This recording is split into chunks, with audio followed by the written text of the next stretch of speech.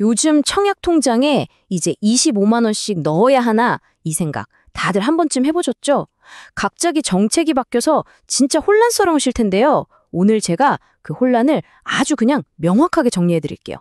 과연 이 25만 원이 우리한테 기회일지 아니면 교묘한 함정일지 지금부터 같이 한번 제대로 파헤쳐 보겠습니다. 자, 이 소식 딱 듣자마자 머릿속에 바로 이 질문 떠오르셨을 거예요. 그럼 나도 지금 당장 25만 원씩 부어야 하는 거 아니야? 그래야 당첨 확률 올라가는 거 아니야? 맞죠? 자, 제가 그냥 바로 결론부터 딱 말씀드릴게요. 놀라지 마세요. 대부분의 사람들한테는요, 이 25만 원 납입 정답이 아닙니다. 네, 잘못하면 오히려 독이 될 수도 있어요. 지금부터 왜 그런지 그 숨겨진 진실을 제가 하나씩 까서 보여드리겠습니다. 좋습니다. 그럼 첫 번째 단서부터 한번 따라가 보죠. 도대체 뭐가 얼마나 크게 바뀐 걸까요? 이게 그냥 뭐 조금 바뀐 수준이 아니에요. 정말 이건 거의 뭐 역사적인 변화라고 할 수 있습니다. 와, 진짜 무려 41년 만이에요. 이 청약통장 월 납입 인정 금액이 10만 원에서 25만 원으로 오른 게요. 1983년 이후로 처음 있는 일이랍니다. 1983년. 와, 정말 오래됐죠. 그러니까 그만큼 이게 어마어마한 변화라는 뜻입니다. 자, 여러분, 지금부터 하는 얘기만 제대로 들으셔도 오늘 내용 본전은 뽑으시는 겁니다. 이게 진짜 가장 큰 오해거든요.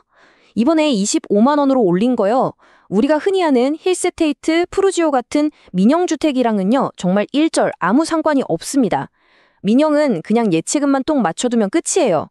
이 별안은 오로지 SH나 LH가 짓는 국민주택 청약할 때만 딱 여기에만 적용되는 얘기입니다. 아, 그러면 나는 국민주택 노리니까 25만 원 넣는 게 맞네? 라고 지금 생각하셨죠? 자, 잠시만요. 스톱. 그 생각하시기 전에 우리가 먼저 아주 냉정하게 현실을 좀 봐야 합니다. 지금 이 국민주택 경쟁이 얼마나 잔혹한지 숫자로 딱 보여드릴게요. 아마 보시면 진짜 깜짝 놀라실 거예요. 2,770만 원. 이 숫자가 무엇을 의미하는 것 같으세요? 이게 바로 얼마 전에 서울 동작구 수방사 부지에 나왔던 국민주택 있죠? 거기 당첨된 사람들 중에 꼴찌의 통장 금액, 그러니까 최소 당첨 커트라인입니다. 다시 말해서 통장에 적어도 2,770만 원 넘게 쌓아온 사람만 간신히 당첨 명함이라도 내밀 수 있다는 얘기예요. 자, 그럼 2,770만 원이 어느 정도냐? 이걸 시간으로 한번 바꿔볼까요? 기존에 최대로 인정해주던 월 10만 원씩 단 한 달도 안 빼먹고 무려 23년 1개월을 꼬박 부어야 만들 수 있는 돈입니다. 23년, 이게 말이 되나요? 20살에 청약통장 만들어서 넣기 시작했으면 43살이 넘어야 겨우 이 커트라인에 턱걸이하는 거예요. 경쟁은 이렇게 진짜 말도 안 되게 빡센데 그럼 물량은 많을까요? 에이, 설마요. 믿기 힘드시겠지만 한 해 서울 전체에 풀린 본청약 물량이 딱 9세대, 단 9세대였던 적도 있습니다. 수천만 원씩 쌓은 그 수많은 통장들이 저 9자리를 놓고 피 터지게 싸우는 겁니다. 이게 현실이에요. 자, 여기서 혹시 그럼 이제부터라도 내가 25만 원씩 팍팍 넣으면 저 앞에 있는 사람들 따라잡을 수 있겠네? 혹시 이런 희망을 품으셨나요? 죄송하지만 그건 정말 큰 착각입니다. 한번 생각해 보세요. 이미 통장에 2천만 원, 3천만 원 쌓아둔 그 고수들이 가만히 있을까요? 당연히 그 사람들도 25만 원씩 넣겠죠. 그럼 어떻게 될까요? 격차는 전혀 좁혀지지 않고요. 그냥 당첨 커트라인이라는 골대가 저만치 더 빠르게 멀어지는 거예요. 모두에게 더 힘든 게임이 되는 거죠. 아니, 그러면 대체 정부는 왜 이런 정책을 내놓은 걸까요? 이게 단순히 여러분 당첨기회 넓혀드릴게요 이런 착한 의도만 있었던 건 아니거든요. 그 뒤에는 우리가 잘 모르는 다른 목적이 숨어 있습니다. 핵심 키워드는 바로 이겁니다. 주택도시기금. 좀 말이 어렵죠?